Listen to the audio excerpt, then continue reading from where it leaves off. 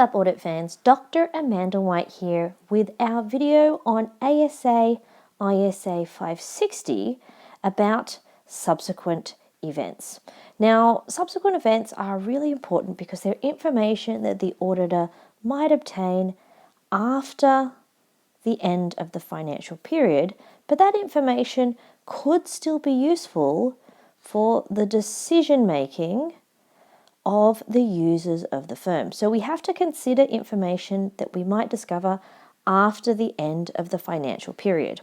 If you take a look here at the table of contents, you'll notice that there's an introduction, a small amount of definitions. We're going to look at the requirements, and then there's the other explanatory material.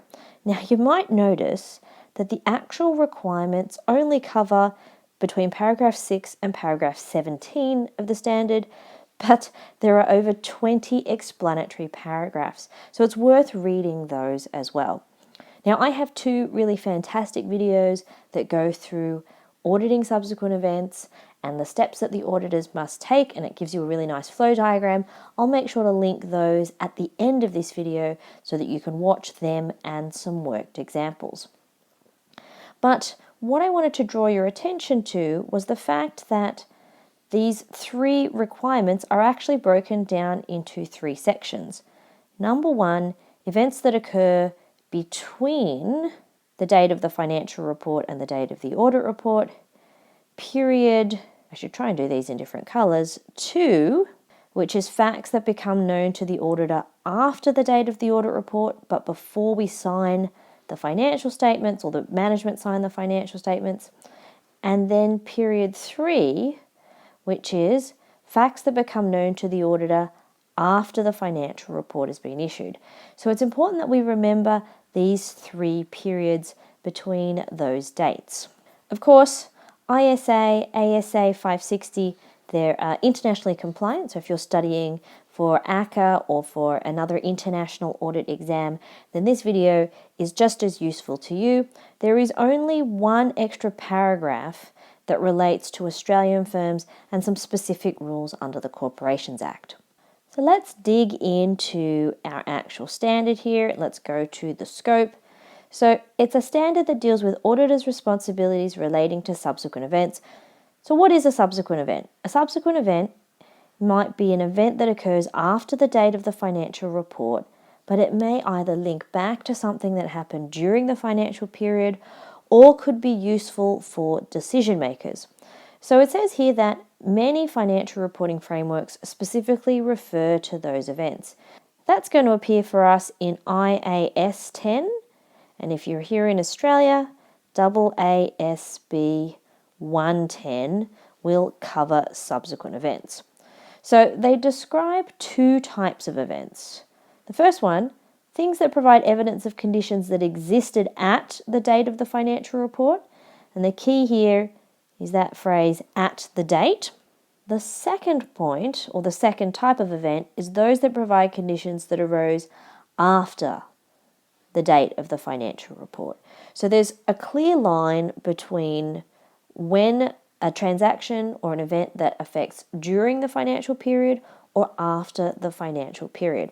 Now I'm just going to move across here to the side and bring in some information that actually comes from the accounting standard itself. So this piece of information comes out of IAS 10 and AASB 10. 110, I should say. And it says that there are two types of events.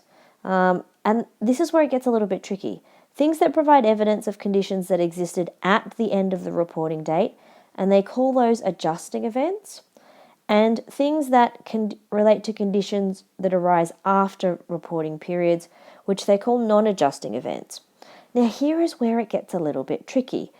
When they talk about adjusting events, they are only talking about, let me change the color of my pen here, adjustments in terms of dollar value numbers, okay?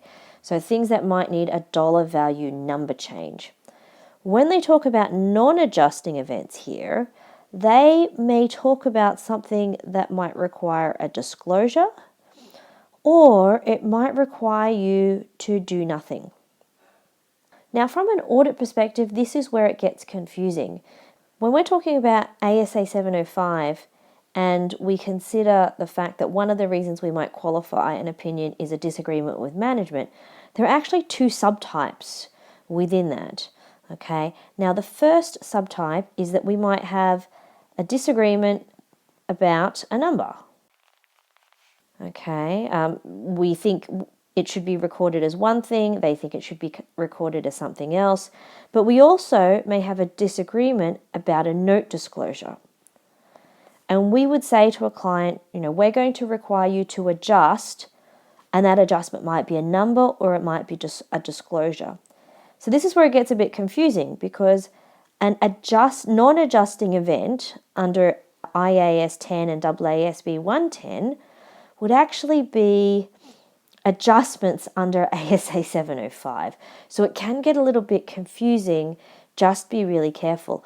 I tend to follow the audit definitions rather than these two definitions here, which they tend to call type 1 and type 2 subsequent events.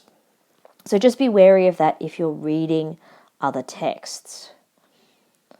All right, so what are my objectives on the audit? I need to get, let me just zoom this in so it's a bit bigger. We need to get sufficient appropriate evidence about these subsequent events and then to respond appropriately.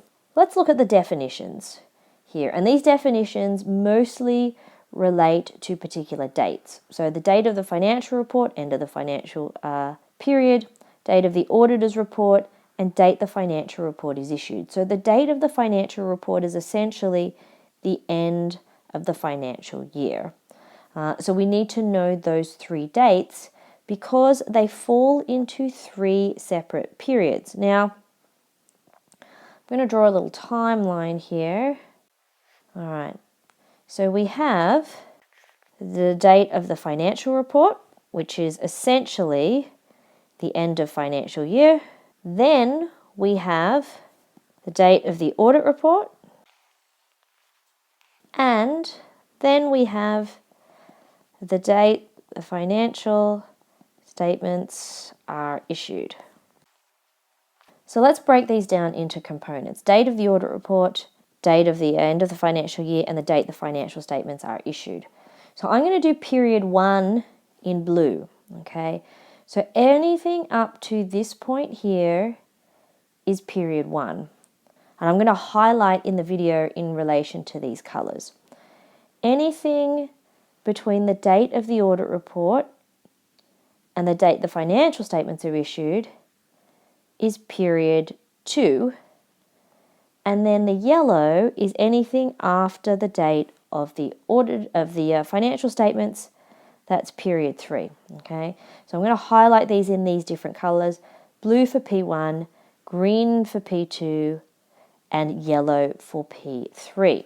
So let's go back over here, because this one is about events occurring in P1. All right, and it's very clear about what we should do. We have to go out and we have to get sufficient appropriate evidence that we've identified all of the subsequent events up to the date of the audit report that require adjustment or disclosure. Okay, so what we have to do in this period is that we have to search. We have to look for items in this area and then conduct audit procedures. Now, what sort of procedures do we need to do? There's a specific list here. Understand how management knows that they're going to have subsequent events. Talk to management about whether there are any subsequent events that we should know about. We'll look at a whole lot of documentation to see if we can identify any more, and look at any subsequent interim financial statements. So what happens if we find events that require adjustment or disclosure? I'm going to talk to management about making those changes and whether they're appropriately disclosed or recorded within the financial report. I also have to ask management for a written representation that they've given us all the information about subsequent events. So remember, written representations are all about giving us data on completeness. We ask management, have you told us everything? So in period 1, we have to search for evidence about subsequent events and request management make any adjustments if we find some. The next one we're going to look at, which is down here in the green, is going to be period 2. All right. Now this is really important. The auditor has no obligation to perform any procedures regarding the financial report after the date we sign it. So that means that I had to search in period 1, but I don't have to search in period 2. Okay. But it has a little caveat. If a fact becomes known to us that we should have known at the date of the audit report, then I have to go through and do these 3 steps. Talk with management, consider whether we need to change the financial report, ask if management are going to make the change, then go ahead and reissue a new set of audit opinion documents. But in this one, remember, I don't have to search for anything, but if someone brings it to my attention, a client raises it, or somehow I discover it, I should have known it about the date of, I should have known about it at the date of the audit report, then really I have to go back. And the reason I have to go back is because I should have been able to find this out, all right? But I didn't. So I have to go back and investigate or correct what is potentially my mistake. If I don't do anything, there could be a misstatement that's in the financials that I haven't actually done anything about. A bit more here on period 2. Remember, period 2 is our green period. I have to provide a new audit report. This next paragraph here, that's only for Australian firms. Okay, so let's scroll down to this last one, which is the yellow section. And this is period 3. Things that happen after the financial report has been issued, released to the public. Now you might notice there's some common words. The auditor has no obligation to perform any procedures after the audit report. So we don't have to search for anything. However, the same line comes up.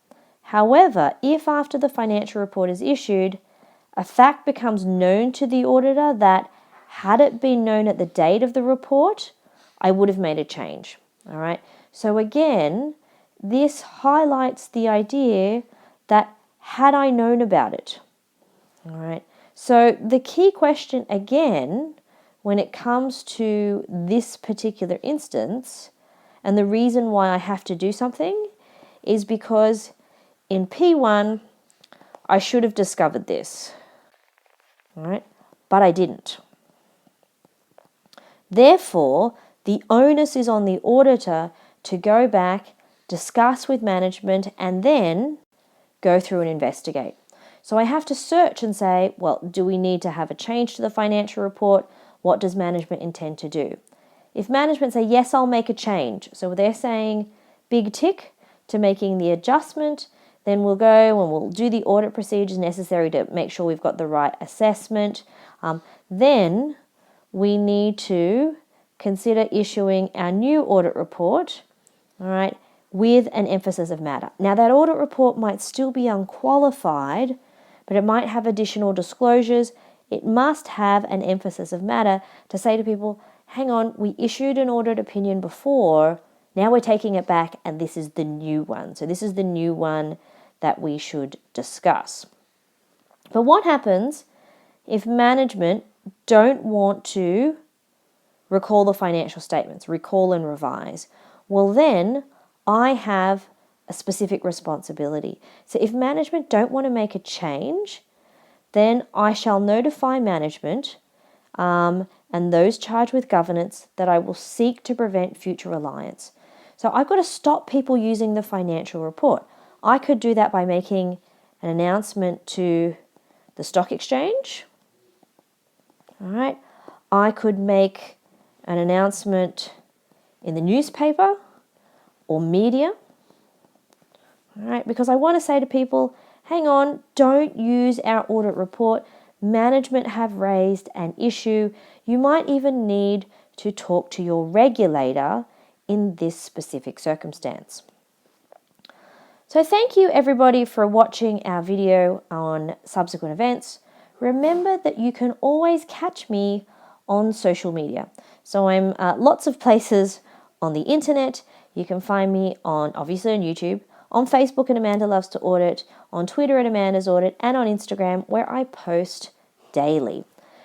If you have any comments about ASA560, please drop them in the comments. Have a look at the diagram video about ASA560 and subsequent events where I draw out a really clear map. And I also have a video that talks about examples of how to apply ASA560 to individual situations. Thanks very much for watching, and I will see you next time.